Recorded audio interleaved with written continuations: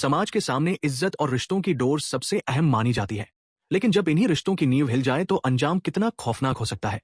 इसकी मिसाल है ये सनसनीखेज वारदात। 35 वर्षीय यशोदा शर्मा ने जवान बेटों और पति संजय शर्मा के होते हुए अपने ही जेठ राम निवास से शादी कर ली। घर की चौखट पर ही रिश्तों का ये गहरा धोखा संजय शर्मा सह नहीं पाए और उनकी मौत हो गई। पति की मौत के बाद बेटों के लिए मां का ये रिश्ता समाज में कलंक बन गया। लोगों की बातें, ताने और जलालत की आग से झुलसते हुए बेटों ने आखिरकार ऐसा कदम उठाया जिसे सुनकर किसी की भी रूह कांप उठेगी। हालात इस कदर बिगड़े कि एक बेटे ने अपनी ही मां के साथ वह दरिंदगी कर डाली जिसकी कल्पना भी इंसानियत नहीं कर सकती। तो आइए जानते हैं पूरी कहानी विस्तार से।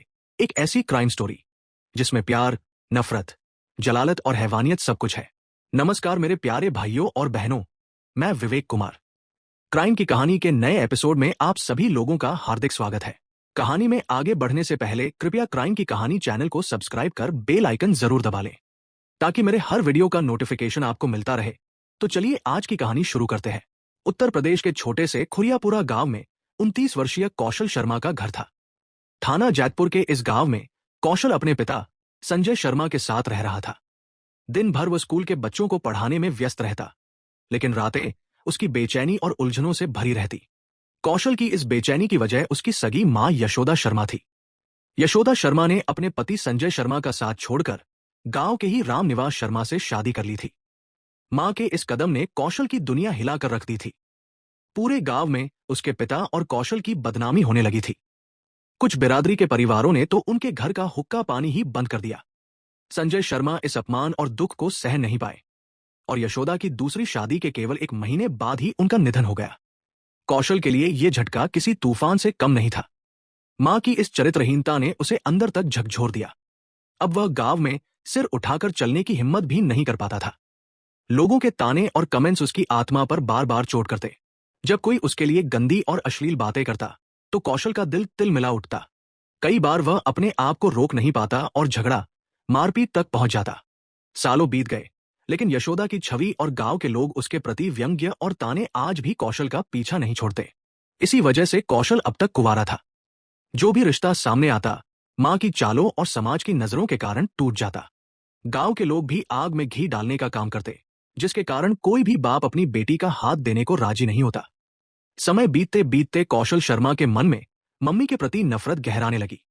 ये नफरत सिर्फ उसके पिता के जाने का दर्द नहीं था, बल्कि उस समय और भी बढ़ गई जब मम्मी ने जमीन और मकान में अपना हिस्सा मांगना शुरू कर दिया। कौशल दिखावे के लिए मम्मी से मिलने उसके घर जाता, बातें भी करता, लेकिन दिल में एक आग सी जलती रहती। अब वो अच्छी तरह समझ चुका था कि जब तक मम्मी जीवित है, उसकी जिंदगी में जहर घुला रहेगा। ना उसका घर सुरक्षित रहेगा, ना भाई का घर। मम्मी उसकी जमीन भी हड़प सकती थी। और यही सोचकर कौशल ने ठान लिया कि मम्मी को सबक सिखाना ही पड़ेगा। एक दिन जब कौशल की उलझन चरम पर थी, उसने अपने दोस्तों को फोन कर बुला लिया। थोड़ी देर में बॉबी, रजत, सतबीर, कबीर और सौरभ उसके घर पहुंच गए। कौशल ने गंभीर स्वर में कहा, मम्मी ने जीना हराम कर रखा है, इसलिए मैं मम्मी को सबक सिखाना चाहता हूं। इसमें मुझे तुम सबका साथ चाहिए। रजत ने कहा, कौशल भैया, आपने अपनी मम्मी को सबक सिखाने में बहुत देर कर दी। तुम्हारी जगह मैं होता तो बदचलन मम्मी को कब का सबक सिखा दिया होता।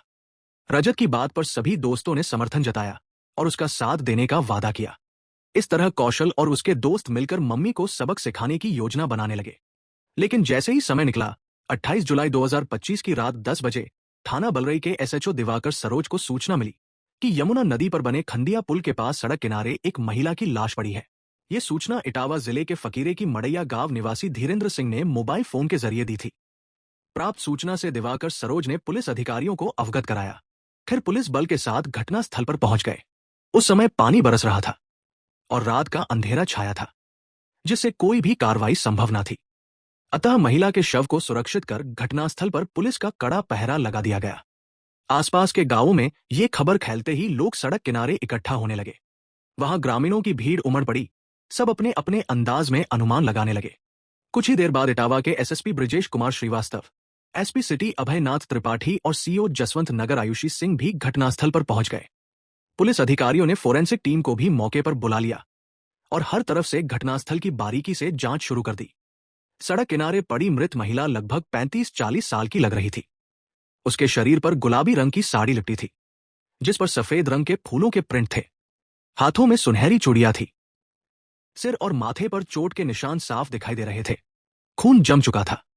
बावजूद इसके उसका रंग साफ और शरीर स्वस्थ प्रतीत हो रहा था। जामा तलाशी में उसके पास कोई भी सामान नहीं मिला। फोरेंसिक टीम ने हर संभव साक्ष्य जुटाया, निशान, खून के थक्के, आसपास की मिट्टी, हर छोटी चीज। निरीक्षण के बाद पुलिस अधिकारी इस निष्कर्ष पर पहुंचे कि महिला की मौत या तो सड़क दुर्घटना में हुई थी या फिर हत्या कर लाश को यहीं फेंका गया। लूटपाट और साथ में रेप की आशंका भी जाहिर की गई। अब तक सैकड़ों ग्रामीण शव को देख चुके थे, लेकिन कोई भी महिला की पहचान नहीं कर पाया था। अतः अधिकारियों ने यह अनुमान लगाया कि शायद मृतका दूर दराज के किसी गांव, शहर या कस्बे की रहने वाली है। चूंकि लाश की पहचान नहीं हो पाई थी, इसलिए पुलिस अधिकारियों के निर्देश पर एसएचओ दिवाकर सरोज ने महिला के शव की फोटो और हुलिये सहित सोशल मीडिया पर पोस्ट कर दिया। साथ ही आसपास के सभी थानों में सूचना भेज दी गई। इसके अलावा इटावा सीमा से सटे आगरा जिले के थाना चित्रहट और जैतपुर को भी महिला का शव पाए जाने की जानकारी दे दी गई। इसके बाद शव का पंचनामा सीओ आयुषी सिंह की निगरानी में कराया गया और उसे पोस्टमार्टम के लिए इटावा के जिला अस्पताल भेज दिया गया। 30 जुलाई 2025 की सुबह 10 बजे एसएचओ दिवाकर सरोज अपने कक्ष में मौजूद थे। तभी एक अधेड़ उम्र का व्यक्ति अंदर आया। उसकी चाल में बेचैनी और डर दोनों झलक रहे थे। हुजूर, मेरा नाम राम निवास शर्मा है। मैं आगरा जिले के थाना जैतपुर के गांव बिठौना का रहने वाला हूं। मेरी पत्नी यशोदा दवा लेने जैतपुर कस्बा 28 जुलाई 2025 की शाम गई थी। उसके बाद वो वापस घर नहीं आई। उसका मोबाइल भी बंद है। बीती शाम हम गुमशुदगी दर्ज कराने थाना जैतपुर गए थे। वहां पता चला कि बलरई थाना क्षेत्र में एक महिला की लाश सड़क किनारे मिली है। कहीं वो लाश मेरी पत्नी यशोदा की तो नहीं, इसलिए थाने आया हूं, राम निवास ने हकलाते स्वर में बताया। आंखों में चिंता और आशंका झलक रही थी। राम निवास शर्मा की बातें सुनने के बाद एसएचओ दिवाकर सरोज ने उसे लाश के फोटो दिखाए। फोटो देखते ही राम निवास की आंखों में आंसू छलक आए। वो कांपते स्वर में बोले, ये तो मेरी बीवी यशोदा है। लाश की शिनाख्त होते ही दिवाकर सरोज ने राहत की लंबी सांस ली। अब अगला काम था हत्यारों का पता लगाना। राम निवास को मोर्चरी ले जाया गया। शव को देखकर राम निवास खुद को रोक नहीं पाए और रो पड़े। उन्होंने घबराकर कहा, हुजूर, ये लाश मेरी पत्नी यशोदा की है। उसकी मौत सड़क दुर्घटना में नहीं हुई, बल्कि उसकी हत्या की गई है। कृपया रिपोर्ट दर्ज कर कार्रवाई करें। शव की शिनाख्त हो जाने के बाद एसएसपी ब्रिजेश कुमार श्रीवास्तव ने केस के खुलासे के लिए एक विशेष पुलिस टीम गठित कर दी, जो एसपी सिटी अभयनाथ त्रिपाठी और सीओ जसवंत नगर आयुषी सिंह की निगरानी में काम करेगी। इस गठित टीम ने सबसे पहले घटनास्थल का फिर से निरीक्षण किया और पोस्टमार्टम रिपोर्ट का अध्ययन किया। रिपोर्ट से पता चला कि यशोदा की मौत किसी वाहन से कुचलने से हुई प्रतीत नहीं होती। सिर और माथे पर चोटें ही मौत का मुख्य कारण थी। साथ ही बलात्कार जैसी कोई बात सामने नहीं आई। टीम ने मृतका के पति राम निवास शर्मा से भी पूछताछ की और उसका बयान दर्ज किया। राम निवास ने बताया कि यशोदा के पास मोबाइल फोन था, लेकिन वह अब नहीं मिला। पुलिस टीम ने खंदिया पुल के रास्ते सड़क किनारे लगे सीसीटीवी फुटेज को खंगाला। कैमरे में देखा गया कि एक युवक बाइक चला रहा था और पीछे एक महिला बैठी थी। इस फुटेज को पुलिस टीम ने तुरंत मृतका के पति राम निवास शर्मा को दिखाया। राम निवास ने कैमरे में बाइक चलाने वाले युवक को देखते ही चौंकाने वाली बात कह दी। उसने कहा, यह तो मेरा बेटा कौशल शर्मा है और पीछे बैठी मेरी पत्नी यशोदा है। राम निवास की बात सुनते ही पुलिस टीम सदमे में थी। यह मामला अब पहले से भी गंभीर और व्यक्तिगत हो गया था। टीम ने तुरंत कौशल शर्मा को हिरासत में लेने का जाल बिछाया। पहले खुरियापुर गांव में उसके घर पर छापा मारा, लेकिन वह वहां से फरार था। इसके बाद पुलिस ने जैतपुर कस्बे में उसके मकान पर रेड की, लेकिन कौशल ने पुलिस को चकमा दे दिया। आखिरकार 2 अगस्त 2025 की रात 8 बजे पुलिस ने नाटकीय अंदाज में कौशल शर्मा को जैतपुर कस्बे के बस स्टॉप से गिरफ्तार कर लिया। उसे तुरंत थाना बलरई लाया गया। थाने में जब पुलिस टीम ने कौशल से यशोदा की हत्या के संबंध में पूछताछ की, तो उसने शुरू में साफ मुंह से इनकार कर दिया। लेकिन जब पुलिस ने पेशेवर और दबावपूर्ण अंदाज में पूछताछ जारी रखी, तो कौशल ज्यादा देर तक टिक नहीं सका। आखिरकार उसने अपनी मम्मी यशोदा की हत्या का जुर्म कबूल कर लिया। इतना ही नहीं, उसने इस वारदात में शामिल अन्य लोगों के नाम भी पुलिस को बता दिए। कौशल शर्मा के कबूलनामे के बाद पुलिस टीम ने रात ही रात उसके साथियों के घर दबिश दी। कौशल की निशानदेही पर गड़ारमपुरा थाना जैतपुर निवासी बॉबी और इसी थाना क्षेत्र के गांव कमतरी गोपालपुरा निवासी रजत को गिरफ्तार कर लिया गया। लेकिन जैतपुर कस्बा निवासी सतबीर, कबीर और सौरभ पुलिस के हाथ नहीं आए। उनकी गिरफ्तारी के लिए पुलिस ने मुखबिर तैनात कर दिए। पुलिस ने हत्यारोपियों की निशानदेही पर हत्या में प्रयुक्त Honda shine bike, Scorpio car और 3 मोबाइल फोन बरामद किए। इसके अलावा मृतका का मोबाइल फोन भी कौशल शर्मा की निशानदेही पर बरामद किया गया, जिसे उसने तोड़कर जला दिया था। बॉबी और रजत ने भी बिना किसी दबाव के हत्या का जुर्म कबूल कर लिया। गिरफ्तारी और बरामदगी के बाद एसपी सिटी अभयनाथ त्रिपाठी और सीओ आयुषी सिंह ने पुलिस सभागार में संयुक्त प्रेस वार्ता की। मीडिया के सामने यशोदा देवी हत्याकांड का रहस्य खुलासा हुआ। चूंकि हत्यारोपियों ने जुर्म कबूल कर लिया था और हत्या में प्रयुक्त वाहन और बाइक भी बरामद हो गए थे, पुलिस ने मृतका के दूसरे पति रामनिवास शर्मा को वादी बनाकर बीएनएस की धारा 103(1) तथा 201(3)(5) के तहत कौशल शर्मा, बॉबी, रजत, सतबीर, कबीर और सौरभ के खिलाफ रिपोर्ट दर्ज कर ली। इस तरह पुलिस जांच में कलयुगी बेटे द्वारा अपनी मम्मी की हत्या की सनसनीखेज घटना पूरे पर्दे पर उजागर हुई, जो इस प्रकार थी। उत्तर प्रदेश के आगरा जनपद के थाना जैतपुर के खुरियापुर गांव में संजय शर्मा अपने परिवार के साथ रहते थे। उनके घर में पत्नी यशोदा शर्मा और 2 बेटे, बड़े बेटे कौशल और छोटे अनुपम थे।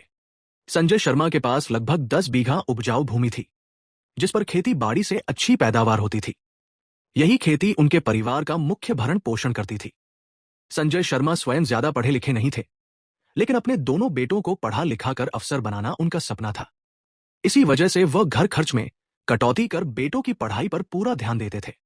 समय बीतता गया और बड़े बेटे कौशल ने बीए की पढ़ाई पूरी कर ली। उसका रुझान शिक्षा विभाग की ओर था और वह बीएड की परीक्षा पास कर अध्यापक बनना चाहता था। वहीं छोटे बेटे अनुपम का सपना अफसर बनने का था, इसलिए वह भी पूरी मेहनत से पढ़ाई में जुटा हुआ था। उसने इंटरमीडिएट की परीक्षा प्रथम श्रेणी में पास कर ली थी। संजय शर्मा एक मेहनती किसान थे। वो खेतों में हाड़तोड़ मेहनत करते थे, लेकिन अधिक परिश्रम के चलते उनका शरीर कमजोर हो गया और वह बीमार रहने लगे। अब वो खेतों की ठीक से देखभाल नहीं कर पा रहे थे, जिससे उपज कम होने लगी और कृषि आय में कमी आ गई।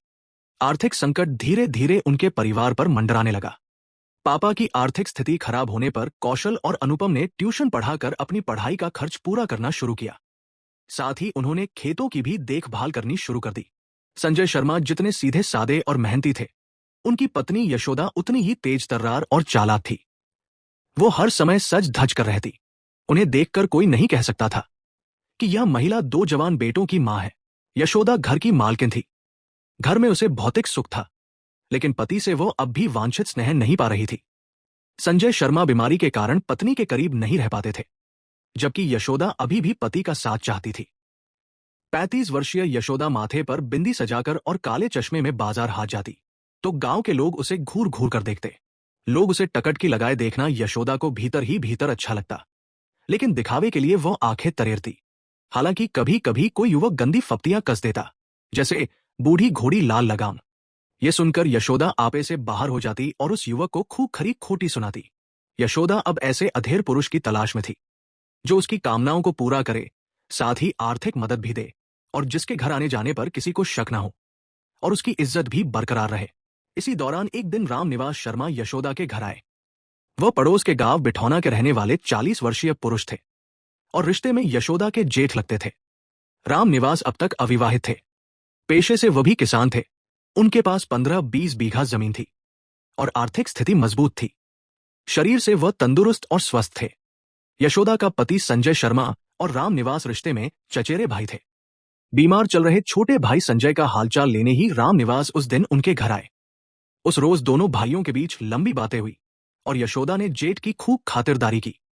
रामनिवास यशोदा की इस आदरपूर्ण व्यवहार से गदगद हो गया। उसने खुशी जाहिर करते हुए यशोदा के हाथ पर कुछ नोट रखे, जिन्हें यशोदा ने नानुकुर के बाद स्वीकार कर लिए। इसके बाद रामनिवास बीमार भाई का हाल जानने के बहाने अक्सर यशोदा के घर आने लगा। घर आते जाते ही रामनिवास की नजर छोटे भाई संजय की पत्नी यशोदा पर पड़ी। यशोदा उसे पर्दा करती थी। घूंघट के भीतर वह उसे हूर की परी जैसी लगती थी। रामनिवास धीरे धीरे यशोदा को मन ही मन चाहने लगा और उसे अपना बनाने के लिए जुगत भिड़ाने लगा। अब रामनिवास जब भी आता, यशोदा को रिझाने के लिए कोई ना कोई सामान जरूर लाता। वह उससे खूब बतियाता और उसके रूप और व्यवहार की तारीफ करता। धीरे धीरे यशोदा भी जेठ की बातों में रस लेने लगी। घूंघट के भीतर वह तिरछी नजरों से रामनिवास को देखती और उसके रस भरे शब्दों का उसी अंदाज में जवाब देती। कहते हैं, मर्द की नजर को कोई भी औरत बहुत जल्दी भाप लेती है, यशोदा भी भाग गई थी कि जेठ रामनिवास की नजरों में खोट है। उसकी निगाहें सदैव उसके जिस्म पर गड़ी रहती हैं। वो उसे पाने के लिए बेताब है, उसे ललचाई नजरों से देखता है, रस भरी बातें करता और तोहफे लाता। एक दिन यशोदा ने परखते हुए रामनिवास से कहा, जेठ जी, आप जब भी आते हैं मेरे आगे पीछे घूमते रहते हैं, मुझसे मीठी मीठी बातें करने का प्रयास करते हो, मेरे रूप की तारीफ करते हो और मेरे लिए तोहफे भी लाते हो। आखिर आप मुझसे चाहते क्या हो? रामनिवास ने धीरे लेकिन पक्के स्वर में कहा, मैं तुम्हें चाहने लगा हूं और तुम्हें अपना बनाना चाहता हूं। तुम्हारे बिना अब मेरा जीवन अधूरा है। तुमने मेरा प्यार स्वीकार ना किया तो मैं तड़पता रहूंगा। रामनिवास की यह बात सुन यशोदा मन ही मन खुश हुई, लेकिन दिखावे के लिए बोली, आप ये क्या कह रहे हैं? मैं आपकी बहू हूं, लोग सुनेंगे तो क्या कहेंगे? नहीं नहीं, ये अनर्थ है। रामनिवास ने समझाया, मैं कुछ नहीं जानता। मैं तो तुम्हें अपनी घरवाली बनाना चाहता हूं और वो सुख देना चाहता हूं जो मेरा भाई संजय तुम्हें अभी तक नहीं दे पाया। वैसे भी हम दोनों का दर्द एक समान है। तुम पति सुख से वंचित हो और मैं स्त्री सुख से। हम दोनों मिल जाए तो जीवन में बहार आ जाएगी। यशोदा, जो वैसे ही रामनिवास जैसे अधेड़ पुरुष की तलाश में थी, ने मन ही मन फैसला कर लिया कि वह उसे अपना जीवन साथी बनाएगी। इस निर्णय के बाद उसने रामनिवास को खुली छूट दे दी। वह उसके समक्ष अपने अंगों का प्रदर्शन करने लगी और पर्दा करना भी छोड़ दिया। दोनों अब खुलकर बतियाने लगे। एक दोपहर रामनिवास यशोदा के घर आया। घर में यशोदा अकेली थी, क्योंकि पति संजय दवा लेने जैतपुर गए थे और दोनों बेटे कॉलेज में थे। सूना घर पाकर रामनिवास ने यशोदा को बाहों में भर लिया और शारीरिक छेड़छाड़ करने लगा। यशोदा ने कुछ पल बनावटी विरोध किया, लेकिन फिर स्वयं बिस्तर पर सहयोग करने लगी और इसी दिन जेठ और बहू के बीच की वह दीवार टूट गई। दोनों ने अपनी हसरतें पूरी की और उन पलों में एक नई खतरनाक नजदीकी पैदा हुई। अवैध संबंधों का रिश्ता एक बार कायम हुआ तो समय के साथ और गहराता गया। यशोदा और रामनिवास जब भी मौका पाते एक दूसरे की बाहों में समा जाते। यशोदा ने सारी मर्यादाओं को ताक पर रख दिया और आए दिन जेठ के साथ रास रचाने लगी। वह भूल गई कि वह दो जवान बेटों की मां है और उसका परिवार समाज में प्रतिष्ठित है। यशोदा के दोनों बेटे कौशल और अनुपम रामनिवास शर्मा को ताऊ कहकर बुलाते और पैर छूकर आशीर्वाद लेते थे। उन्हें यह नहीं पता था कि उनका ताऊ उनकी और उनके परिवार की इज्जत तार तार कर रहा है। संजय शर्मा भी बड़े भाई रामनिवास को अपना हमदर्द समझते थे, इसलिए उसके आने जाने पर कभी पाबंदी नहीं लगाई। उन्हें भी ये पता नहीं था कि बड़ा भाई उनके साथ विश्वासघात कर रहा है और उनकी इज्जत के छुरे उनकी पीठ में गड़ रहे हैं। लेकिन जैसे जैसे रामनिवास का उनके घर आना जाना बढ़ा और वह मदद करने लगा, संजय शर्मा को हल्का सा शक हुआ। यशोदा ने कोई ऐतराज नहीं जताया तो वह शांत हो गए। कहते हैं, कोई भी गलत काम लंबे समय तक छिप नहीं सकता। यशोदा और रामनिवास के संबंध का भी यही सच सामने आया। एक रात संजय शर्मा ने पत्नी यशोदा को रामनिवास के साथ रंगे हाथ पकड़ लिया। उस रात घर में कोहराम मच गया। संजय ने रामनिवास को खूब खरी खोटी सुनाई और यशोदा की पिटाई की। मम्मी की करतूत की जानकारी बेटों को भी हुई तो उन्होंने शर्म से सिर झुका लिया।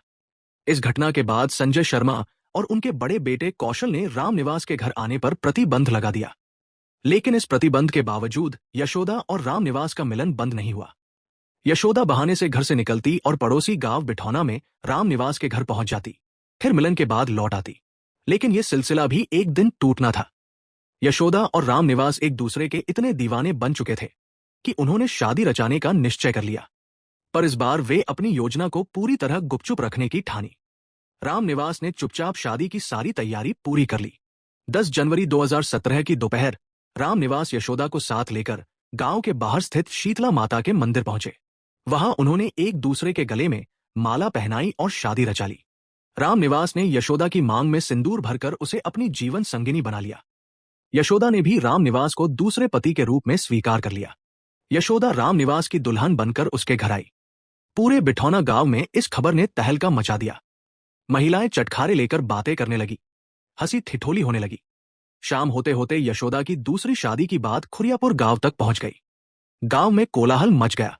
ये खबर संजय शर्मा के कानों तक पहुंची तो उसे लगा जैसे किसी ने उसके कानों में गर्म शीशा डाल दिया हो। वह अवाक रह गया और माथा पीटने लगा। उसका बड़ा बेटा कौशल भी शर्म से सिर झुकाए खड़ा था। दोनों कई दिनों तक घर से बाहर नहीं निकले। पत्नी यशोदा के इस गलत कदम ने संजय शर्मा को गहरा सदमा दिया। उनकी तबीयत बिगड़ी और कुछ दिनों में ही उन्होंने दम तोड़ दिया। पिता की मौत से कौशल और अनुपम का मन गहरे दुख में डूब गया। पिता की मौत का दोष उन्होंने अपनी ही मम्मी को ठहराया। यशोदा द्वारा दूसरी शादी रचाने से परिवार की प्रतिष्ठा पूरी तरह धूल में मिल गई थी। कौशल का गांव में सिर उठाकर चलना दूभर हो गया। जब भी लोग उसकी मम्मी के चरित्र पर कमेंट करते, कौशल तिलमिला उठता। इस समस्या से निपटने के लिए उसने कुछ समय बाद गांव छोड़ दिया और जैतपुर कस्बे में बस गया। कस्बे में उसने एक स्कूल खोल लिया और कक्षा 8 तक के बच्चों को पढ़ाने लगा। गांव की जमीन उसने बटाई पर दे दी, जबकि यशोदा संजय शर्मा की जायदाद से भी हिस्सा मांग रही थी। कौशल कस्बे में रहता जरूर था, लेकिन मम्मी की चरित्रहीनता अब भी उसका पीछा नहीं छोड़ रही थी। जब भी गांव का कोई युवक या यार दोस्त उसके सामने पड़ता, वो कमेंट जरूर करता। इसी कारण कौशल का विवाह भी नहीं हो पा रहा था। फिर भी वह दिखावे के लिए मम्मी से रिश्ता बनाए रखता। मिलने जाता तो बातें करता, लेकिन दिल में नफरत की चिंगारी लगातार सुलगती रहती थी। कौशल के दो खास दोस्त थे, रजत और बॉबी। रजत कमतरी गोपालपुरा का रहने वाला था, जबकि बॉबी गढ़ी रमपुरा का था। इनके जरिए कौशल की 3 अन्य जैतपुरा कस्बा निवासी युवकों सतबीर, कबीर और सौरभ से दोस्ती हो गई। रविवार के दिन वे सब साथ घूमते और पार्टी करते। कौशल अपने दोस्तों से अपने दुख दर्द साझा करता था। एक शाम उसने अपने 5 दोस्तों को घर बुलाया और मम्मी को सबक सिखाने के लिए अपने मन की पूरी व्यथा बयां की। उसने कहा कि उसे इस बार अकेले नहीं लड़ना है और सबका साथ चाहिए। चूंकि इन सब में गहरी दोस्ती थी, वे सभी तुरंत कौशल का साथ देने को राजी हो गए। इसके बाद कौशल ने अपने दोस्तों के साथ मिलकर यशोदा की हत्या की योजना बनाई। 28 जुलाई 2025 की शाम कौशल शर्मा अपनी मम्मी यशोदा से मिलने बिठौना गांव पहुंचा। गांव के बाहर सड़क पर उसे यशोदा दिखाई पड़ी। वो पास गया और पूछा, मम्मी, आप कहां जा रही हो? यशोदा ने मुस्कुराते हुए कहा, बेटा, कई दिनों से बीमार हूं। दवा लेने जैतपुर कस्बे जा रही थी। टेम्पो के इंतजार में खड़ी हूं। कौशल ने बिना किसी शक के कहा, मम्मी, आप बाइक पर बैठो, मैं आपको इटावा के अच्छे डॉक्टर के पास दिखाऊंगा। उसकी दवा से आप जल्दी ठीक हो जाओगी, फिर बार बार बीमार नहीं पड़ोगी। यशोदा कौशल की चाल को समझ नहीं सकी और उसकी बाइक पर बैठकर चल दी। कुछ दूर जाकर कौशल ने बाइक रोकी और दोस्त सौरभ को फोन किया। सौरभ, तुम अपनी कार से दोस्तों को साथ लेकर यमुना नदी के खंदिया पुल पर आ जाओ। मम्मी मेरे साथ है। सौरभ तुरंत समझ गया कि कौशल मम्मी को सबक सिखाने ले गया है। वो अपनी स्कॉर्पियो कार लेकर रवाना हुआ और दोस्त रजत, बॉबी, सतबीर और कबीर को कार में बिठाकर बलरई कस्बे की ओर चल पड़ा। लगभग 1 घंटे बाद वे खंदिया पुल पर पहुंचे। कौशल और उसकी मम्मी यशोदा पहले से वहां मौजूद थे। इशारे पर रजत और बॉबी ने यशोदा को कार में बिठा लिया और कार धीमी गति से बढ़ाई। कौशल पीछे बाइक पर चल रहा था। लगभग 1 किलोमीटर दूर जाकर रजत और बॉबी ने यशोदा को कार से सड़क पर फेंक दिया और फिर उसी कार से कुचलकर मार डाला। हत्या करने के बाद कौशल और उसके साथियों ने शव को खंदिया पुल के पास सड़क किनारे फेंक दिया। यशोदा का मोबाइल फोन कौशल ने कुचलकर जला दिया ताकि कोई संपर्क ना कर सके। इसके बाद सभी फरार हो गए। इधर दवा लेने गई यशोदा रात 10 बजे तक घर वापस नहीं आई। राम निवास को उसकी बहुत चिंता हुई। उसने यशोदा को कई बार फोन लगाया, लेकिन फोन बंद था। अगले दिन राम निवास यशोदा की गुमशुदगी दर्ज कराने थाना जैतपुर गया। वहां उसे जानकारी मिली कि बलरई थाना क्षेत्र के खंदिया पुल के पास सड़क किनारे अज्ञात महिला की लाश पड़ी है। तुरंत राम निवास थाना बलरई पहुंचे और मोर्चरी में रखी महिला की लाश को देखकर उन्होंने अपनी पत्नी यशोदा के रूप में शिनाख्त की। राम निवास ने हत्या की आशंका जताई और पुलिस ने गंभीरता से मामले की जांच शुरू की। पुलिस ने कबूलनामे, सीसीटीवी फुटेज और अन्य सबूतों के आधार पर आरोपियों की गिरफ्तारी शुरू की। 4 अगस्त 2025 को आरोपी कौशल शर्मा, रजत और बॉबी को इटावा कोर्ट में पेश किया गया, जहां से उन्हें जिला जेल भेज दिया गया। कहानी लिखे जाने तक उनकी जमानत नहीं हुई थी।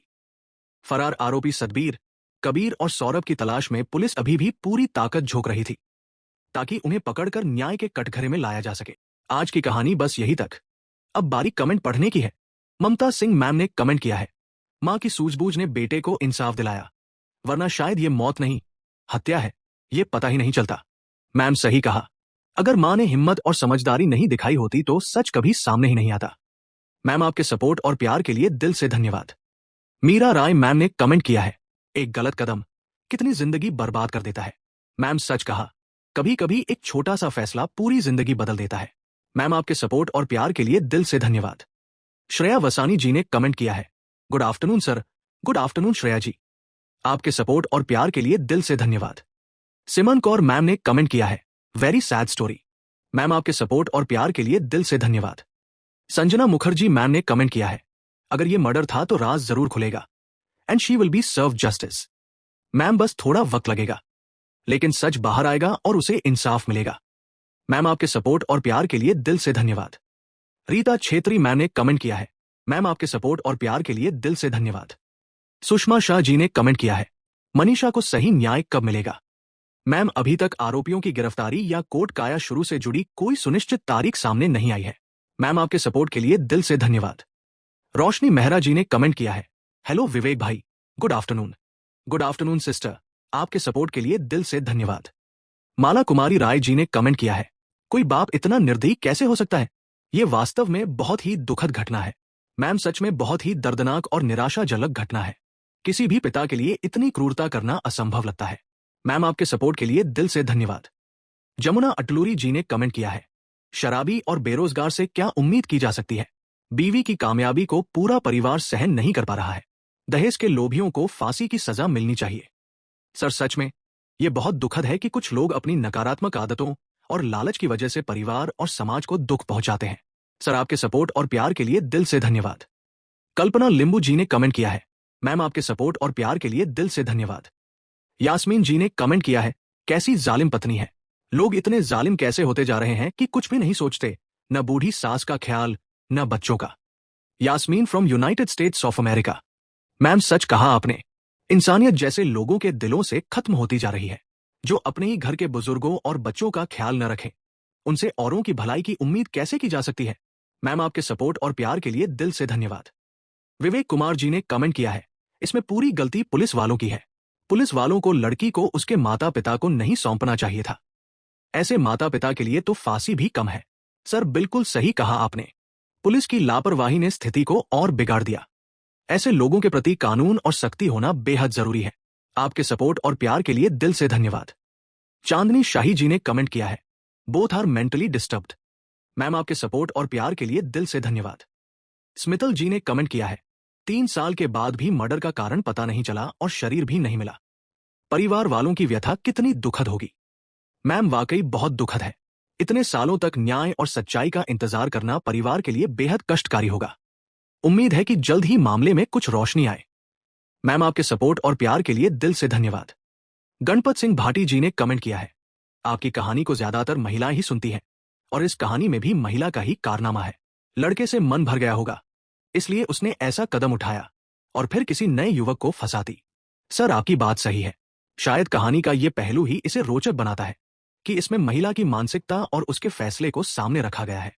सर आपके सपोर्ट और प्यार के लिए दिल से धन्यवाद। इंदु शर्मा जी ने कमेंट किया है, मैम आपके सपोर्ट और प्यार के लिए दिल से धन्यवाद। विनोद राजपूत जी ने कमेंट किया है, आजकल तो प्यार नाम की चीज ही नहीं बची। भाइयों अपनी पत्नियों से बचकर रहो। सर सही कहा, लगता है अब प्यार भी धोखा देने की कला सीख गया है। पत्नियों के सामने तो सच में सतर्क रहना ही पड़ेगा। सर आपके सपोर्ट और प्यार के लिए दिल से धन्यवाद। करिश्मा मौर्य जी ने कमेंट किया है, मैम आपके सपोर्ट और प्यार के लिए दिल से धन्यवाद। सर्व नाम के आईडी से कमेंट आया है, बहुत कैरेक्टरलेस औरत थी। आपके सपोर्ट और प्यार के लिए दिल से धन्यवाद। लियो स्पीक्स नाम के आईडी से कमेंट आया है, जो भी बॉबी के मर्डर में शामिल हैं, उनके साथ भगवान बुरे से बुरा करे, ताकि लोगों को समझ आए कि ऐसा करने का परिणाम क्या होता है। हाँ, सच में ऐसा अपराध किसी भी समाज में बर्दाश्त नहीं किया जा सकता। हमें न्याय और सजा सुनिश्चित करनी चाहिए ताकि ये उदाहरण बने और लोग समझें कि गलत कार्यों का परिणाम हमेशा गंभीर होता है। आपके सपोर्ट और प्यार के लिए दिल से धन्यवाद। मेरे कुछ भाई और बहन ऐसे भी हैं जो डेली के लिसनर हैं, हर वीडियो को देखते हैं और कमेंट करते हैं, जैसे श्याम बहादुर गुप्ता सर, आशु लस्कर जी, जहीर डॉन जी, प्रतिमा आर्यल जी, जफर खान जी, समीनाज जी, गणेश सौद जी, राहुल जयकर जी और सभी भाई बहनों को शुक्रिया जो मेरे वीडियो को लाइक शेयर और कमेंट करते हैं। आप लोग ऐसे ही अपना प्यार बनाए रखिए। मैं आप लोगों के लिए रोज नए वीडियो लाता रहूंगा। कहानी को लास्ट तक सुनने के लिए आपका धन्यवाद। इस कहानी के बारे में अपनी राय कमेंट करके जरूर बताइएगा और ऐसी ही अपराध की सच्ची कहानियों के लिए हमारे चैनल क्राइम की कहानी को सब्सक्राइब कर लीजिए। कहानी को लाइक और शेयर जरूर करें। धन्यवाद।